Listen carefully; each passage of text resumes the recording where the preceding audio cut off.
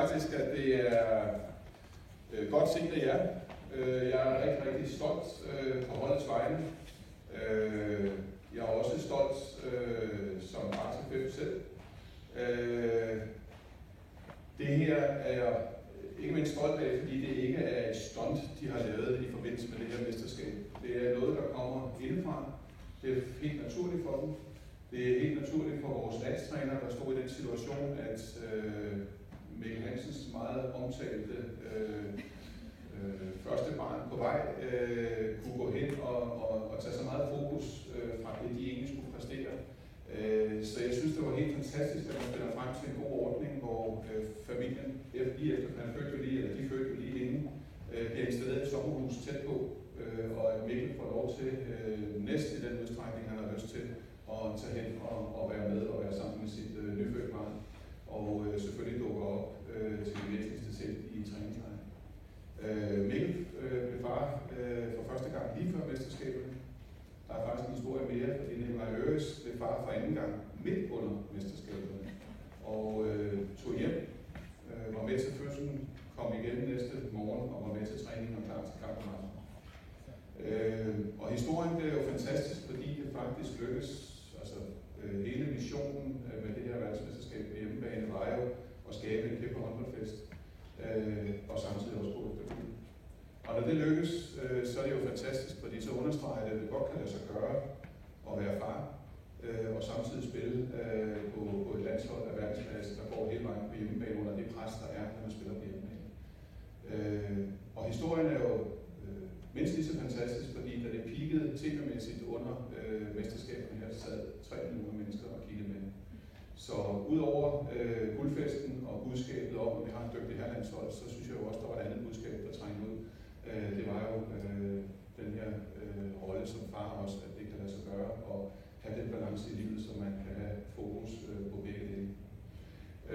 Og jeg er også glad for, at håndboldsporten og håndboldlandsholdet også i dag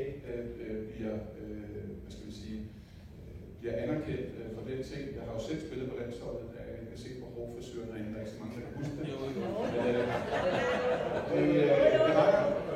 Men bare for at sige, at allerede, vi havde også indimellem børnene med, nu vandt vi ikke guld til VM, så vi har ikke sådan de store, men vi havde også børnene med til mange af de ting, vi lavede. Jeg kunne have taget et billede med, men jeg synes, det var lidt pinligt at komme med det i sort-hvid. Så det har jeg udladt, men bare for at sige, at det er noget, vi sætter stor pris på, at de atleter, vi har, både på herre- og damesiden, at det er nogen, der har holdninger, og at de også tør give udtryk for de holdninger, og de standpunkter, de har. Ikke at de skal gøre det, men har de lyst til det, så er de velkommen til det i forskellige sammenhænge. I min tid, der var der noget, der hed Idræt for Fred. Det var da Europa var delt i 2 dele, øst og vest, havde jeg sagt. Der var en del idrætsudøvere, som blev rundt op der i slut 70'erne, start 80'erne, og brugte den platform, vi havde som landsholdsspillere.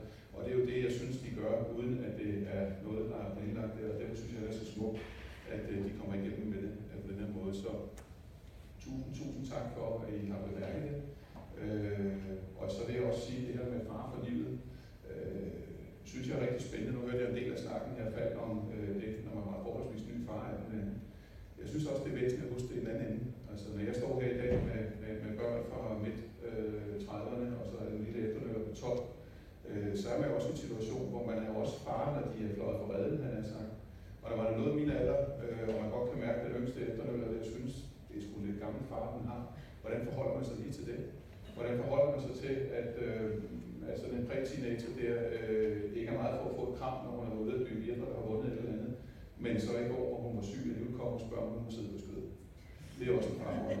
Så jeg håber meget, at den tagline, I har, far for livet, at den virkelig står igennem, fordi modsat landsholdet, så er det jo ikke noget, man bliver udtaget til, og det er ikke noget, der varer en kort periode. Det er noget, der varer resten af livet. Det er en stor tillid, der bliver vist ind, og det er et kæmpe stort ansvar, man har hele vejen igennem. Så tusind tak fra herrelandsholdets side. Vi er faktisk rigtig, rigtig stolte af det her, og når de bliver samlet her næste gang, har vi lovet at lave et par videoer med nogle af spillerne. Det er jo mere interessant, end jeg står her. Men fra hjertet, tak og god vind med arbejdet under hashtagget Far for livet. Tusind tak.